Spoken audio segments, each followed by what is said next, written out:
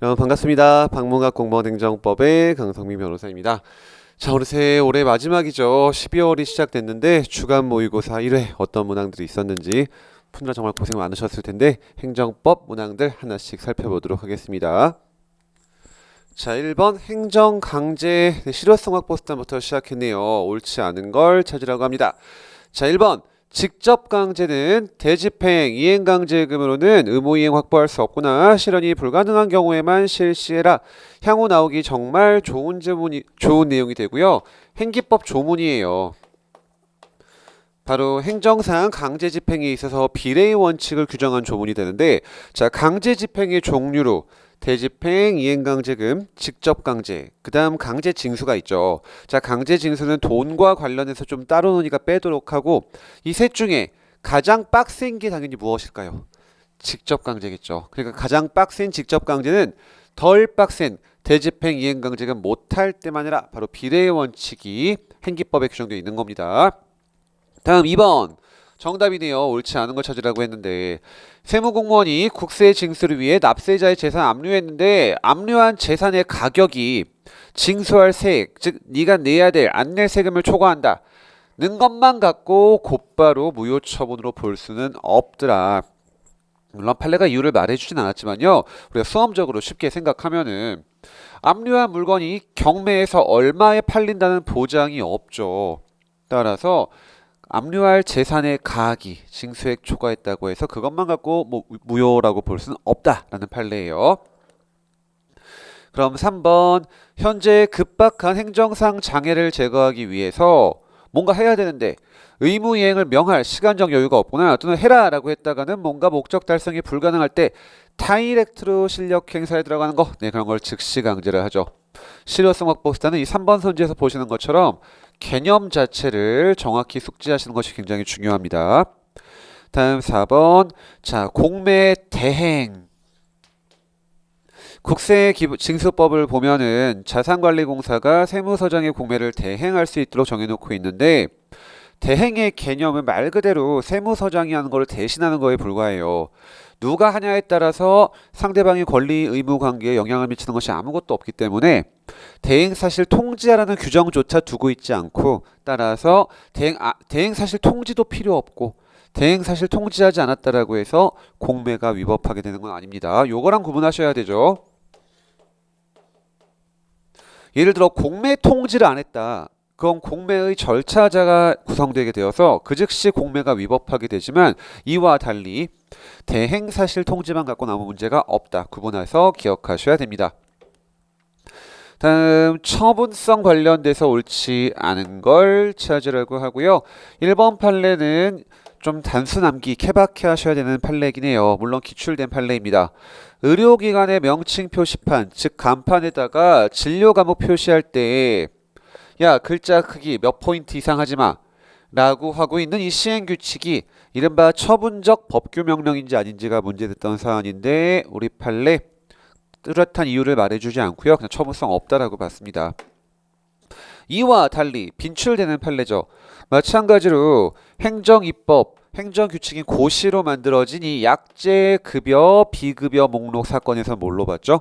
의료보험 되는지 안 되는지가 이 고시에 의해 직접 결정되므로 권리 의무 영향이 있어서 요거는 처분으로 봤죠. 1번과 2번 잘 구분해서 기억을 하셔야 돼요. 다음 3번도 동그라미죠. 어딨죠? 청산 종결 등기. 이 6글자 읽으시고 이렇게 바꿔 쓰시면 돼요. 법인에 대한 청산 종결 등기가 되었다는 말은 법인이 사망했다는 뜻입니다. 법인이 사망하는 순간 그 법인이 가지고 있는 상표권은 그 즉시 어떻게 될까요? 당연 실효되죠.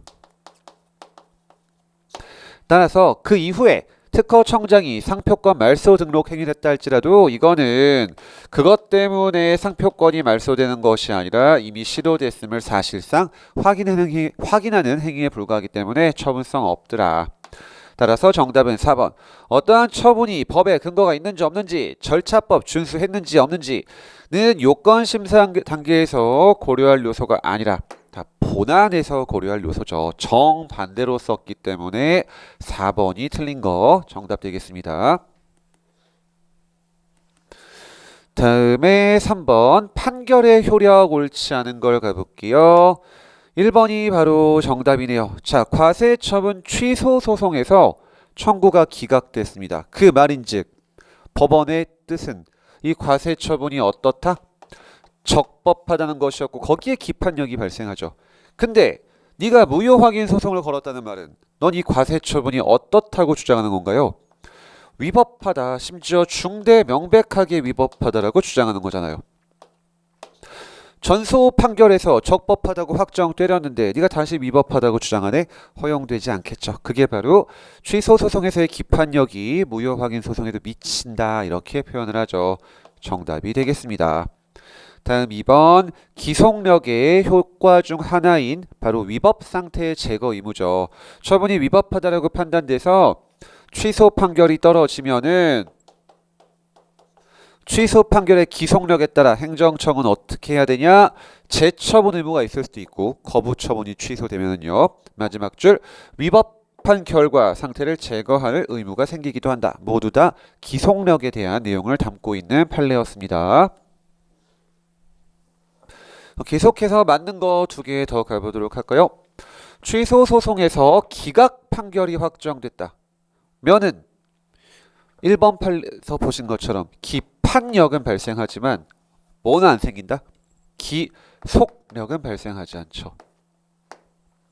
기속력이 발생하지 않는다는 말은 야 행정청 개기지 마 라고 한 적이 없다는 뜻이 되고, 따라서 기각 판결이 확정됐다는 말은 동시에 법원은 이 처분이 적법하다고 판단을 한 거지만 거기에 기속력이 생기지 않는 결과 행정청은 나중에 내가 보기엔 처분이 위법한 것 같은데?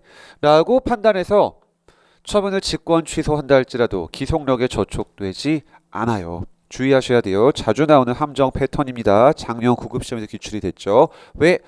기속력은 어느 판결에만 발생하니까? 취소 판결, 인용 판결에만 발생하니까. 3번도 동그라미. 그 다음 4번 취소 판결의 소급표와 관련된 거죠. 과세 처분이 있었는데 내가 세금을 안 내고 있다 보니까 탈세했다. 이 그림을 한번 그려볼까요? 과세 처분이 있었고 내가 취소 소송을 걸었는데 어쨌든 결과가 나오기 전에 탈세했다라고 해서 형사 기소가 돼버린 겁니다. 형사 재판이 시작된 거죠. 근데 취소 소송의 결론이 먼저 나온 거예요. 취소 판결. 그럼 이 취소 판결의 소급표에 따라 과세 처분은 처음부터 없었던 것이 되고 난 처음부터 세금을 납부할 의무가 없었으니까 탈세한 적도 없죠. 따라서 형사 기소된 재판에서 당연히 어떤 판결을 때려야 될까요? 무죄 판결을 때려야겠죠. 바로 무죄를 인정할 명백한 증거에 해당한다. 똑같은 말 무죄 판결 때려라 라는 뜻이에요. 동그라미가 되겠습니다. 다음 4번 강학상 허가 옳은 걸 찾아볼게요. 자, 공무원 갑이 식품위생법상 허가를 받았다. 그럼 그것만 금지가 해제될 뿐이지 이와 전혀 무관한 공무원법상 영리 업무 금지까지 해제되진 않겠죠. 당연히 내가 영리 업무 금지까지 해제 받으려면 당연히 공무원법상 겸직 허가를 받든지 영리 업무 행위 허가를 받아야 되는 거지, 타 법상 허가 받은 것만 갖고 그 법 외에 다른 법의 허가까지 이루어지진 않아요. 다음 너무 쉬웠던 선지들이죠. 이미 허가한 영업시설과 동종의 영업 허가를 했다. 자, 문제 자체가 강학상 허가잖아요. 법률상 이익이 없죠. 바로 반사적 이익에 불과하기 때문에 원고적 격이 인정되지 않는 거고. 다음 3번이 정답이네요. 무허가 행위 위법하지만 사법적으로 무엇이다? 유효하죠. 따라서 허가받지 않고 행한 영업행위는 위법한 행위, 법을 위반했기 때문에 여러 가지 페널티를 받겠죠. 강제집행, 철거 명령 받을 수도 있을 거고 이행강제금 등등 처벌을 받을 수 있을지언정 사법적으로는 유효해요. 법률적 효력을 영향을 받지는 않죠. 정답이 되는 것이고 4번 그냥 거저 드시라고 가져온 선지죠. 개인택시 운송사업 면허의 성질은 허가가 아니고 특허죠. X. 다음 5번 신뢰보호의 원칙 옳은 걸 가볼게요. 자, 첫 번째 요건인 선행조치, 즉 공적 견해 표명이 있기 위해서는 꼭 적극적으로 뭐 할 필요 있다 없다? 없죠. 적극, 소극, 명시, 묵시, 선행조치가 될 수 있는 거를 한 글자로 줄이면 뭐죠? 다예요, 다. 꼭 적극적이어야만 인정되는 것이 아니더라. 마찬가지로 2번 판례도 똑같은 내용이죠. 선행조치를 다른 말로 바꿨으면 공적 견해 표명인데 공적 견해 표명이 있었는지를 판단할 때도 네 권한이냐 아니냐 그런 형식적인 권한 문장에 딱딱하게 구애되는 것이 아니라 실질에 비추어서 판단하죠. 형식적으로 판단하지 않고요. 따라서 2번도 X. 다음 3번이 정답이 되겠네요. 신뢰보호의 두 번째 요건, 바로 너에게 잘못이 없어야 된다는 귀책 사유가 없을 것이라는 요건이 있는데 여기서 너한테 잘못이 있는지 없는지를 판단할 때는 너만 본다, 네 대리인까지 다 포함해서 판단한다. 후자죠. 너로부터 건축 설계를 위반한 건축사가 과실로 무엇을 강과한 채 건축 허가 신청 등을 했네. 그럼 너도 귀책 사유가 있는 거예요. 동그라미 정답이 되겠고, 다음 4번 재량 준칙이 공표된 것만 갖고는 신뢰가 생긴다고 볼 수 없고 그 재량 준칙에 따른 처분이 어떻게 이루어져야 되죠? 반복해서 시행됨에 따라 행정 관행이 이루어져야만 비로소 신뢰보호의 첫 번째 요건인 공적 견해 표명이 생겼다라고 보죠. 4번도 X. 6번 행정작용에 대한 설명으로 옳지 않은 걸 찾으라고 합니다. 여러 가지 종합시킨 문제예요. 자, 행정청은 처분의 재량이 있는 경우 법률로 정하는 바에 따라 완전히 자동화된 시스템으로 처분을 할 수 있다. 틀렸죠. 이른바 행기법 조문, 올해 지방직 9급 시험에서 처음으로 등장을 했잖아요. 조문을 정확히 기억하셔야 맞출 수 있는 문제가 됐었고 컴퓨터로 이렇게 자동적 처분을 할 수 있는 건 오직 어느 경우만? 기속행위만. 재량이 있으면 오히려 할 수가 없더라. 거꾸로 쓰였습니다. 정답이고요. 맞는 애들. 자, 취소 소송 진행 중일지라도 행정청은 지가 잘못한 것 같으면은 재판 계속 중 위법한 처분을 직권 취소할 수 있고 그 이후에 위법 사유 보완해서 다시 처분할 수도 있더라. 동그라미. 그다음 3번 땡땡 구역 내 토지 소유자. 이렇게 공부하면 끝이죠. 문화재 보호구역 내 토지 소유자, 뭐 도시 계획구역 내 토지 소유자, 산업단지구역 내 토지 소유자 전부 다 예외적으로 무엇이 있다? 계획 변경해달라는 신청권이 있다. 그 다음 무용단원 해촉하는 거든 시립합창단원 해촉하는 거든 전부 다 어떤 관계로 보죠? 공법상 계약으로 봐서 당사자 소송으로 처리를 하죠. 네, 1번이 정답이었고요. 다음 7번 행정심판에 대한 걸로 옳지 않은 걸 찾으라고 합니다. 자, 부작위에 대한 의무이행 심판. 자, 잘 구별하셔야 되는 내용이죠. 부작위 위법, 이게 표를 하나 그려볼게요, 여러분. 소송이 있고 심판이 있을 때 취소 소송, 무효 확인 소송, 그 다음 여기는 부작위 위법 확인 소송이고 행정심판은 그게 없고 뭐가 있죠? 의무이행 심판이 있죠. 자, 사정 판결, 사정 재결이 가능한가와 관련해서 완벽하게 암기하셔야 됩니다. OXX, OX, O예요. 여기 주의하셔야 돼요. 즉 부작위 위법 확인 소송에서는 사정 판결이 인정되지 않는데 의무이행 심판에서는 부작위에 대한 의무이행 심판에서는 어떻다? 사정 재결이 인정됩니다. 주의하셔야 될 내용이에요. 다음 2번 행정심판이 아닌 이의신청은 내부적 시정 절차에 불과하다. 행정심판위원회라든지 법원 같은 독립된 3회 기구가 처분의 당부를 판단하는 것이 아니라 내가 다시 하는 거죠. 라는 점에서 설령 기사동이 인정되지 않는다 할지라도 추변이 가능하다라고 해요. 함정으로 나오기 너무 좋은 내용인데 아직까지 이상하게 기출된 적은 없지만 교수님의 교과서에 다 들어가 있는 내용이기 때문에 혹시 모르므로 꼼꼼하게 혹시 틀리셨다면은 이번 기회에 정확히 정리해 두시도록 할게요. 2번이 정답. 자, 왜 기사동이 없어도 처분 사유 추변이 가능하냐?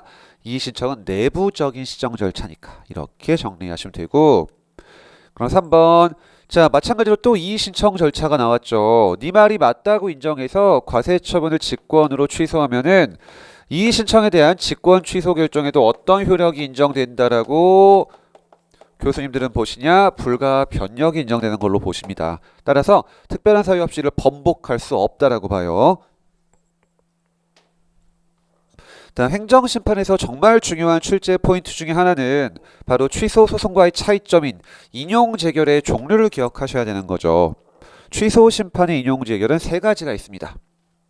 처분을 취소하는 취소재결, 처분을 다른 처분으로 바꿔버리는 처분 변경재결, 마지막 야 바꿔 라고 명령 때리는 다른 처분으로 변경할 걸 명령하는 재결, 보통 처분 명령 재결, 처분 변경 명령 재결 이렇게 부르죠. 그 세 가지 재결의 종류 꼭 기억하실게요.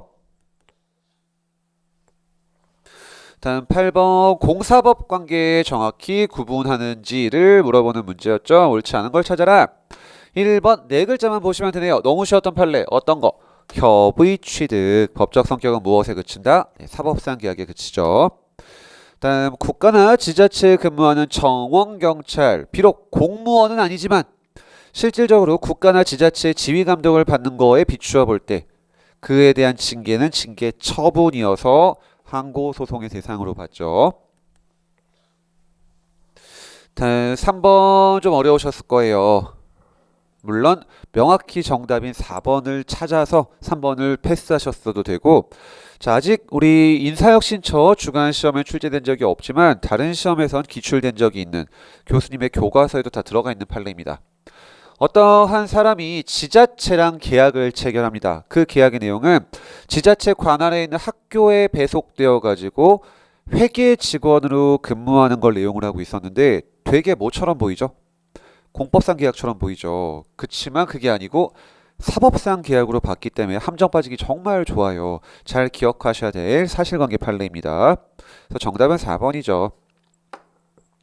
입찰 보증금 국고기속 조치 처분이 아니고 뭐죠? 사법상 행위죠. 왜? 국가계약법에 따라 이루어지는 입찰 방식의 계약은 이른바 공공계약이라고 부르는데 법적 성격은 사법상 계약이고 따라서 거기서 보증금 거는 것도 사법행위. 국가가 장난질했다고 보증금 꿀꺽하는 것도 무슨 행위? 사법행위. 따라서 민사소송으로 가야 한다. 정답 되겠습니다. 다음 9번 행정조사 옳지 않은 걸 찾으라고 합니다. 자 날짜 기억하셔야 되죠. 행정조사 기본법은 사전통지 며칠 전까지 해라. 7일 전까지 문서로 해라. 7일 날짜 기억하셔야 돼요.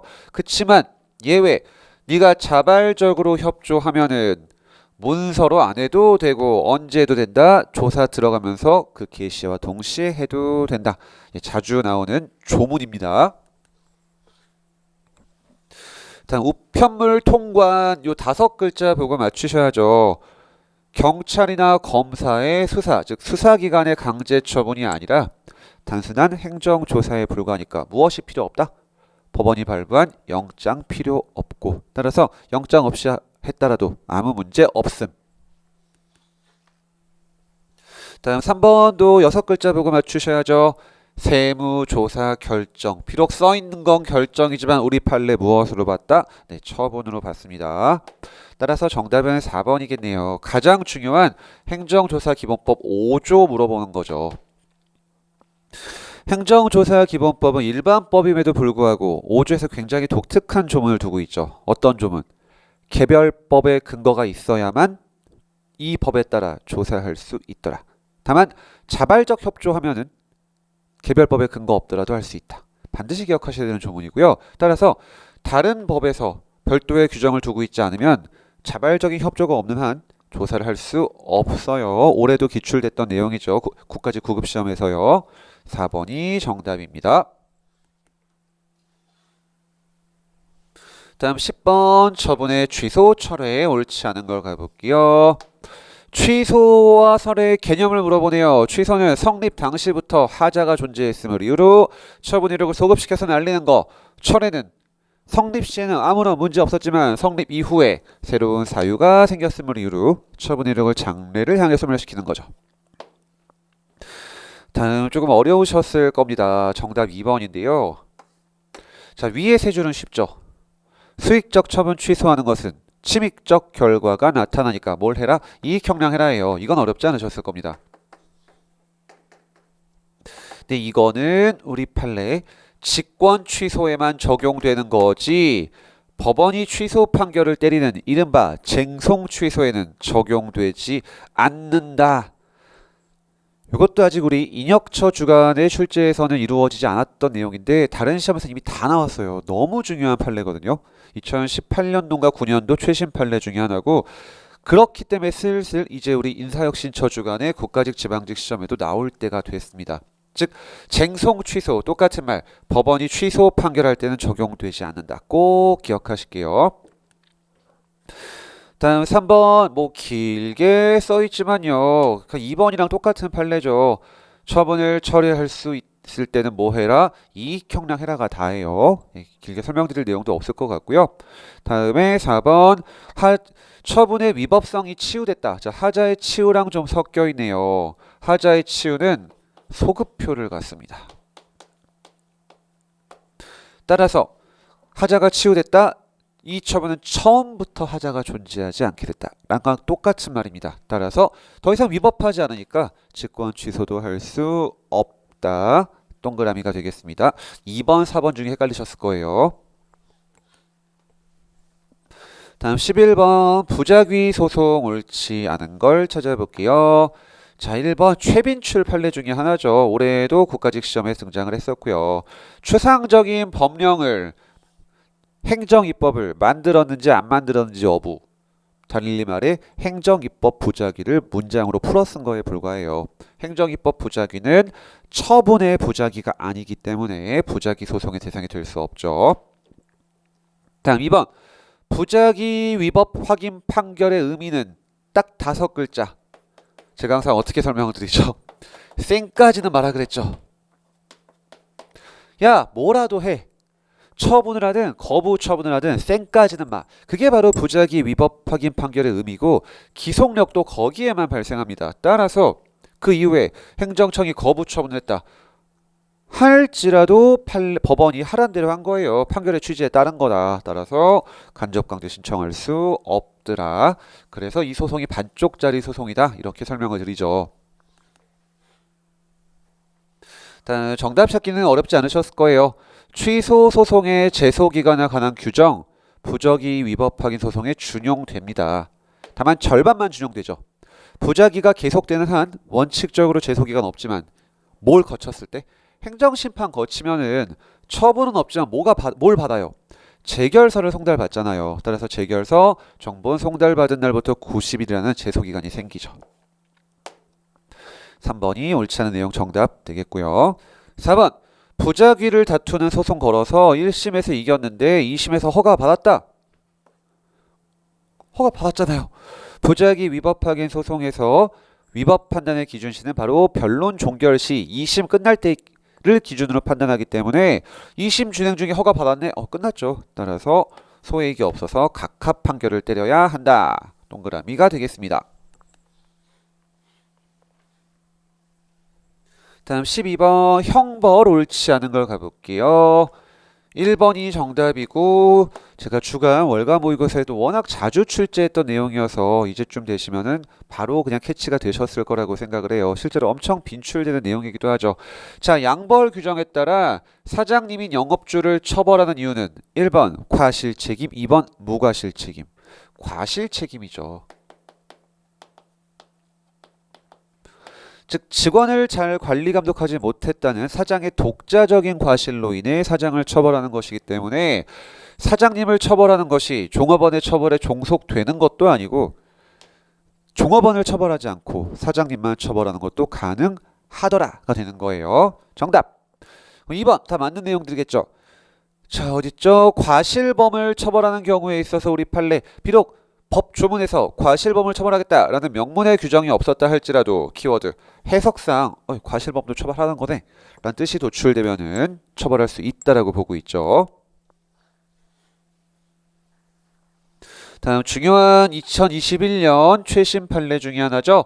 야, 범칙금 내라 라는 통고 처분이 들어가게 되면은 그 범칙금 납부 기간 보통 한 2주 정도 주어질 텐데 그 기간 동안은 범칙금 내버리고 털어버릴 수 있도록 그 기회를 부여받은 것이기 때문에 한 번 통고 처분 들어간 이상 그 기간 끝나기 전까지 즉결 심판 청구할 수도 없고 검사도 공사 제기할 수도 없고 이미 한 통고 처분을 직권 취소할 수도 없고 아무것도 못한다가 정답이에요. 그래서 동그라미 선지고 다음 양벌 규정에 있어서 법인을 처벌하는 경우에 누가 법을 위반했는지를 잘 보셔야 됩니다. 법인의 대표자가 법을 위반했다. 법인은 누구를 통해 일을 하죠? CEO, 대표자를 통해서 일을 하죠. 달리 말해서 CEO가 고의였네. 법인도 고의고. CEO가 과실이 있네. 그럼 법인의 과실이에요. 그 대표자의 행위 자체가 법인의 행위입니다. 즉 그걸 뭐라고 부르냐? 마지막 줄에 써있죠. 직접 책임이라고 부르는 거예요. CEO가 한 건 네가 직접 한 거랑 똑같은 취지라고 생각하시면 되겠습니다. 자, 다음 13번 정보공개법 옳지 않은 거 가볼게요.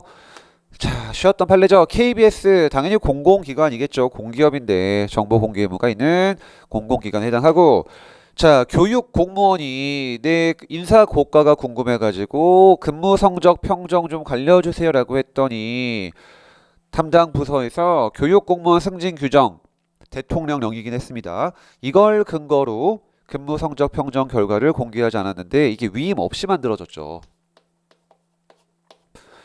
이 금평 결과 공개하지 않는다는 부분이 위임 없이 만들어졌기 때문에 이른바 비공개 사유를 정한 9조 1항 1호에 해당하지 않았고 따라서 그걸 이유로 거부할 수 없었기 때문에 거부 처분을 위법하다고 판례가 봤죠. 다음 정답은 3번이었네요. 자, 외국 또는 외국 기관으로부터 야 이거 비공개로 할게 를 약속하고 그를 전제로 정보를 입수했다 할지라도 그것만 갖고 비공개 대상 정보에 해당한다고 볼 수는 없다. 참작할 요소 중 하나에 불과하다. 우리 판례가 이렇게 보죠. 4번 중요한 최신 판례 중 하나입니다. 자, 9조 1항 6호 사생활과 관련됐을 때 비공개할 수 있다는 내용인데요. 이 6호엔 단서가 있죠. 설령 네 사생활이 침해될지라도 공익이 더 크네? 그럼 네 의사에 반하더라도 공개할 수 있다라고 적혀 있습니다. 그게 9조 1항 6호 단서 다목의 내용인데요. 자, 이거랑 부딪히죠. 개인정보보호법에서는 네 동의 없이 정보를 공개하지 못해요. 반면에 정보공개법 9조 1항 6호에서는 설령 네 개인정보 사생활일지라도 공익을 위하면 공개할 수 있다라고 합니다. 부딪히죠. 누가 먼저 적용될지가 문제됐던 사례는 최신 판례인데 우리 판례 여기가 먼저라고 본 거예요. 정보공개법이 개인정보보호법보다 우선 적용된다. 왜? 개인정보에 관한 일반법, 개별법 이렇게 본 최신 판례 꼭 기억하시도록 할게요.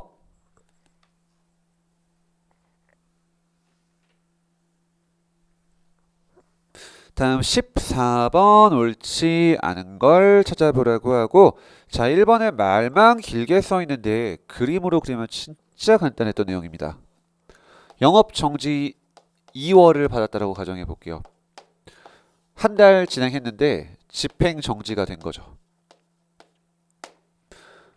그리고 본안에서 진 겁니다. 참고로 집행정지를 언제까지 했냐? 본안 선고까지 했다라고 해볼게요. 그래서 본안에서 청구 기각이 난 거예요. 그럼 어떻게 될까요? 본안 판결 선고됨으로써 집행정지는 사라지게 됐고 다시 그 다음 청구 기각 나왔으니까 잠깐 스탑돼 있던 영업정지 2개월이 어떻게 되죠? 다시 살아나서 나머지 몇 달 진행하자. 영업정지 한 달만큼 더 진행해야 되겠죠. 란 것을 말로 길게 쓰면 이렇게 되는 겁니다. 따라서 청구 기각이라고 말은 안 쓰였지만 우리 판례가 말할 때 청구 기각으로 읽으셔야 돼요. 청구 기각 선고되면 집행정지 결정은 효력이 소멸하고 종전의 영업정지 처분의 효력이 당연히 부활해서 나머지 기간이 다시 진행하더라. 동그라미가 되는 말만 긴 판례였습니다. 다음에 2번이 정답이죠. 자, 집행정지가 이루어지기 위한 첫 번째 요건은 적법한 본안이 계속 진행 중이어야 합니다. 근데 어떤 사건이었죠? 집행정지 결정이 났는데 이후 본안이 취하돼 버려서 본안이 없어진 거죠. 그때의 결론, 첫 번째 요건이 날아갔으니까 집행정지 결정은 당연 실효된다라고 봅니다. 법원의 별도의 취소 결정을 필요로 하지 않고 그 즉시 실효됨. 따라서 2번이 정답이에요. 다음 3번. 자, 이건 그냥 법 조문 가져온 거죠. 집행정지 결정이 확정됐을지라도 집행정지가 공공복리에 뭐 큰 영향을 미치거나 정지 사유가 없어졌네. 신청 직권으로 다시 집행정지를 취소할 수 있더라. 네, 조문이 되는 거고요. 다음 집행정지의 소극적 요건. 6가지 요건 중에 마지막 요건이죠. 네 본안 청구가 이유 없음이 명백하지 않아야 한다. 어디까지나 권리구제를 위해 법적 안정성을 침해하면서까지 인정되는 집행정지 제도의 취지를 고려할 때 네가 본안에서 질 확률이 100%면 안 된다. 이길 확률이 조금은 있어야 된다.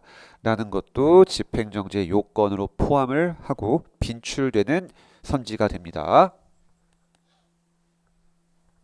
다음 15번 절차법 옳지 않은 걸 찾아볼게요.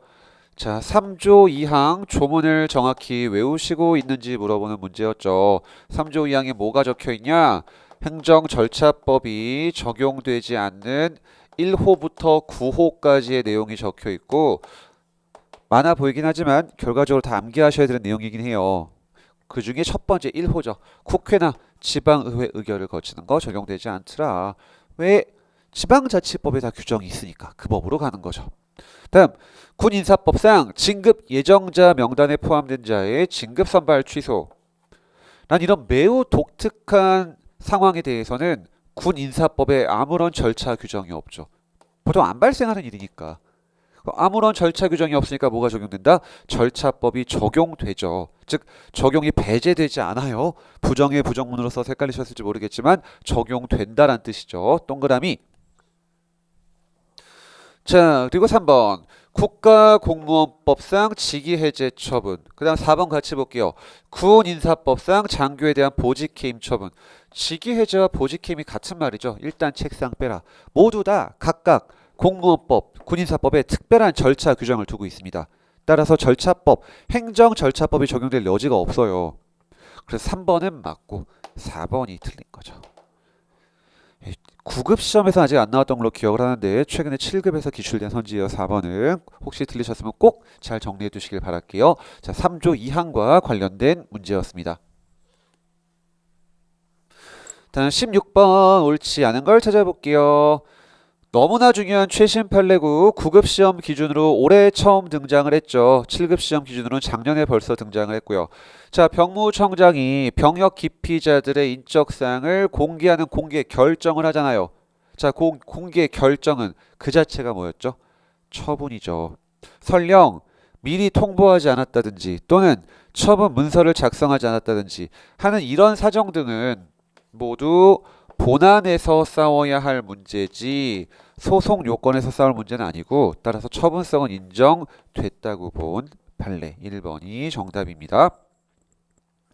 다음 처분이 효력을 발생하기 위해서는 처분 통지서가 너에게 도달되어야 할 텐데 그건 네가 현실적으로 내용을 알 필요까지는 없고 알 수 있는 상태에 놓여지면 충분하죠.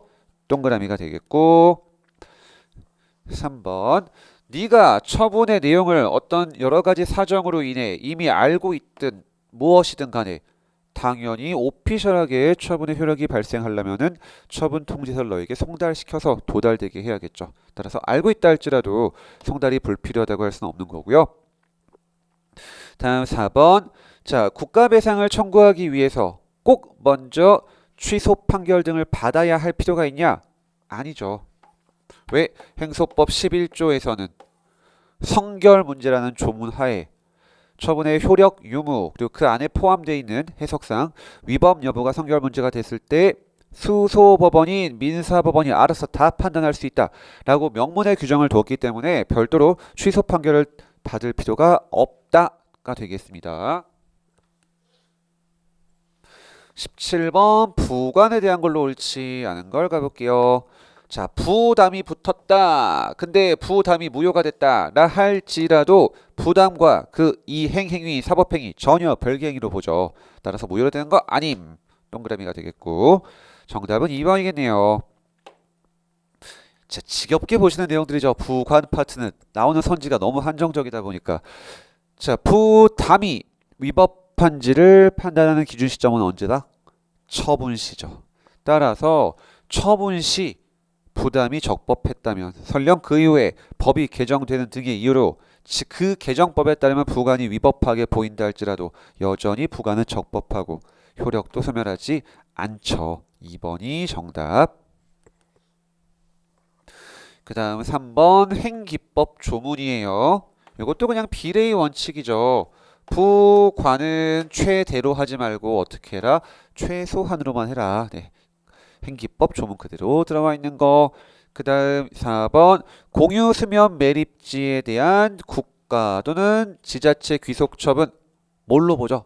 5가지 보관 중 네, 법률 효과 일부 배제이지 부담이 아니죠.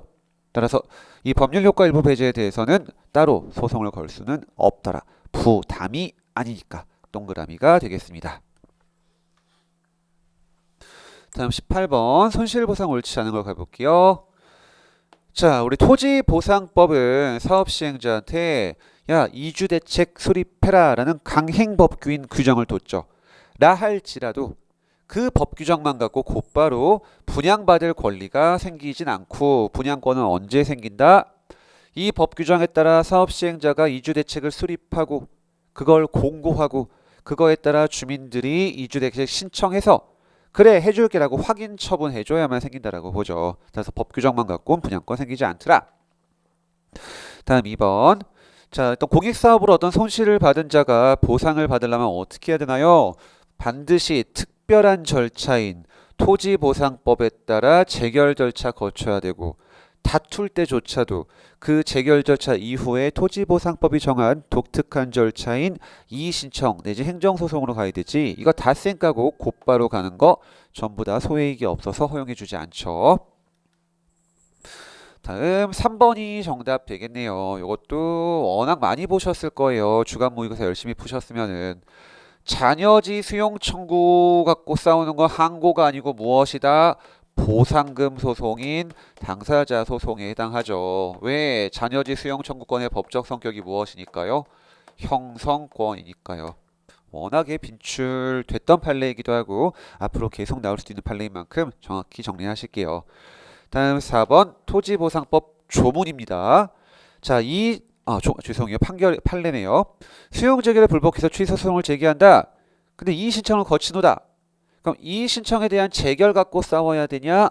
원처분인 수용 재결 갖고 싸워야 되냐 문제됐던 건데 판례의 결론은 뭐죠? 원처분주의다. 따라서 수용 재결한 행정청을 피고로 이의 재결이 아닌 뭘 갖고 싸워라? 수용 재결 갖고 싸우라가 돼요. 4번도 동그라미입니다. 다음 하자와 관련된 거 옳지 않은 걸 찾으라고 하죠. 자, 어떤 변상금 처분을 하면서 납부고지서 내지 사전통지서에 이유가 기재되지 않았대요. 그럼 설령 법에 어떻게 해라고 써있든지 또는 법 조문 정도 가르쳐줬다 할지라도 이유 제시는 이 정도만은 해서는 안 되고 매우 구체적으로 해야 되죠. 이 금액이 왜 산출되는지 구체적인 계산 방법까지 모두 적어줘야 되기 때문에 법조문 찾아보세요. 거기 계산 방식 나와 있으니까 라는 식의 이런 부족한 이유 제시만 갖고는 위법하다라고 봅니다. 다음 2번 과세 처분 이후에 그 근거가 되었던 법 규정에 대해 위헌 결정이 내려졌더라. 그 이후에 그 과세 처분을 집행하기 위한 징수 집행 처분은 위헌 결정의 기속력에 위반돼서 허용되지 않고 설령 했다 하더라도 당연 무효인 것으로 보죠. 다음 3번. 자, 어디 있을까요? 자, 이렇게 한번 그림을 그려볼게요. 얘네들이 경원 관계예요. 경쟁하고서 허가를 받고 싶습니다. 근데 이렇게 허가를 해준 거죠. 네, 하자가 있었네요. 자, 이 하자 치유가 될 수 있을까요? 없을까요? 결론 없어요. 왜? 이 하자가 치유 안 된다면은 B가 취소 소송 걸어서 이걸 날려버릴 거고, 따라서 내가 허가를 받을 기회를 가지게 되는데, 이 하자가 치유가 된다고 하면은 결국 A가 허가권자로 확정될 거니까 결국 제3자인 B에게 불이익하게 되죠. 따라서 허용될 수 없습니다. 정답은 4번. 바로 권한 유월의 행위, 무권한자의 행위는 원칙적으로 무효이지만 우리 판례 의원 면직은 그렇지 않다라고 보죠. 바로 5급 이상 국정원 직원 사례잖아요. 일반적인 처분과 일반적인 무권한자의 처분과 같다 다르다? 다르다. 왜? 소극적 확인 행위에 그치기 때문에 중대 명백성 중 중대성이 없다라고 해서 무효가 아닌 취소 사유에 그치는 것으로 보았죠. 네, 4번이 정답이에요. 자, 이번 1회의 마지막 문제네요. 국가배상 옳지 않은 걸 가보겠습니다. 정답은 1번이죠. 그리고 이렇게 적어드리면 바로 아 하실 거예요. 교통할아버지 국가배상법상 공무원이다 아니다. 맞죠? 그럼 교통할아버지 단기 알바라 그랬잖아요. 공무의 위탁이 일시적 한정적이다. 라 할지라도 단기 알바도 어쨌든 공무에 종사한 이상 공무원이다. 1번이 정답이죠. 자, 반면 한국토지주택공사법이라는 법에 의해서 대집행 권한을 위탁받은 한국토지주택공사는 행정주체의 지위에 있는 것으로 봤지 공무원에 해당하지 않는다라고 본 사례에 자주 나오는 중요 판례고요. 다음 3번. 다 2조의 배상 책임 요건과 관련된 내용들이네요. 자, 공무원의 직무행위에 포함되는 건 바로 권력적 작용 당연히 동그라미고 행정 지도와 같은 비권력적 작용도 동그라미고 뭐만 빠진다? 사법행위만 빠진다. 맞게 쓰인 거예요. 다음 4번 이른바 외형 이론이라고 부르죠. 행위 자체의 외관을 관찰해서 직무행위로 보이면은 실질적으로 속마음으로 공무집행 의사가 없었다 할지라도 예를 들어 공무원직 위조했던 사례잖아요. 네 속마음 같은 건 전혀 볼 필요가 없다. 겉으로 봤을 때 직무행위면은 그냥 직무행위다가 바로 판례의 태도죠. 따라서 동그라미 되겠습니다. 자, 워낙에 빈출되는 또 굉장히 핵심적인 내용들로만 구성됐던 이 12월 1회 모의고사였는데요. 자, 이 모의고사의 목적은 무엇이다? 많이 맞추셔라도 당연히 있지만 좋겠지만 그러면은 아직 시험까지 한 넉 달 가까운 시간이 남았다는 점을 고려해 볼 때 너무 점수에 크게 연연하지 마시고요. 틀린 점들을 확실히 보완해서 다음에 똑같은 거 또 나왔을 땐 틀리지 않도록 하는 연습을 계속 이어가시길 바라겠습니다. 1회 해설 여기서 마치도록 할게요. 수고하셨습니다.